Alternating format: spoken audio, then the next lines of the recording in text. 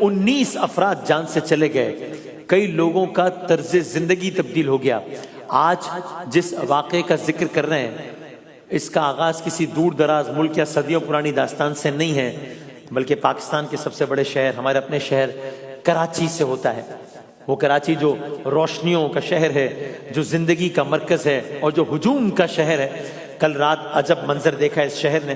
اچانک ایک خوفناک منظر ہوا، تیز ہوائیں چلنا شروع ہوئی، بادل گہرے چھا گئے اور پھر برسات شروع ہوئی، ایسی بارش کہ کئی علاقوں میں ایک عجیب و غریب صورتحال ہو گئی، چیخ و پکار مچ گئی، درخت جڑوں سے اکھڑ گئے، کمزور دیواریں زمیں بوس ہو گئیں۔ وہ لوگ جو صرف بارش سے بچنے کے لیے سہارے کے نیچے کھڑے تھے، ایک لمحے میں وہ بھی زندگی کی بازی ہار گئے۔ یہ کراچی شہر ایک منظر پیش کر رہا تھا۔ یہ تو کل کا ایک واقعہ ہے جس کی آپ نے رپورٹنگ بھی دیکھی، جس کی آپ خبریں بھی دیکھ رہے ہیں۔ ہم اس کا تذکرہ یہاں پر کیوں کر رہے ہیں؟ اس لیے کہ ہم اس زاویے سے بھی دیکھ رہے ہیں کہ یہ صرف ایک موسمی واقعہ نہیں ہے، ایک ایسا لمحہ ہے پھر سے جس نے ہمیں یہ احساس دلایا کہ انسان اپنی تمام تر ترقی کے باوجود قدرت کے سامنے کتنا بے بس ہے۔ اور یہ کوئی پہلا واقعہ نہیں ہے۔ آئیے ذرا کوئکلی ہم حالیہ تاریخ میں دیکھتے ہیں کہ جب تیز ہواؤں کے چلنے سے کتنی بڑی تباہی آئی ہے۔ گویا یہ بھی اس کا کتنا بڑا کرم اور احسان ہے کہ ہوائیں ایک تناسب کے ساتھ چلتی ہے۔ کبھی کچھ لمحوں کے لیے یہی ہوا تیز چلنا شروع ہو جائے، سارے کا سارا منظرنامہ بدل جاتا ہے۔ اور پھر ہم آپ کی خدمت میں بھی عرض کریں گے کہ کیسے وہ قادر ہے سب کچھ ایک لمحے میں ختم کر دینے کے لیے۔ کبھی ایک آواز، ایک چیخ، ایک زوردار آواز ہوتی ہے اور سب ختم ہو جاتا ہے۔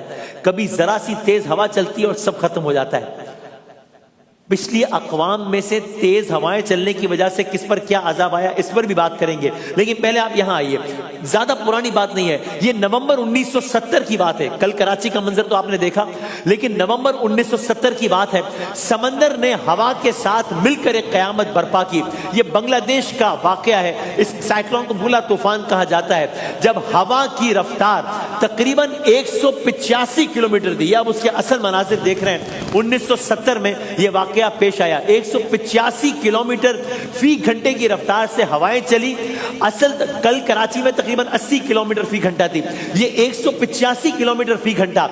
اصل تباہی صرف ہوا نہیں تھی، بلکہ وہ سمندری طوفانی لہریں تھیں جو 6، 8 اور کچھ علاقوں میں 10 میٹر اونچی دیوار بن کر ساحلی علاقوں پر ٹوٹ پڑی۔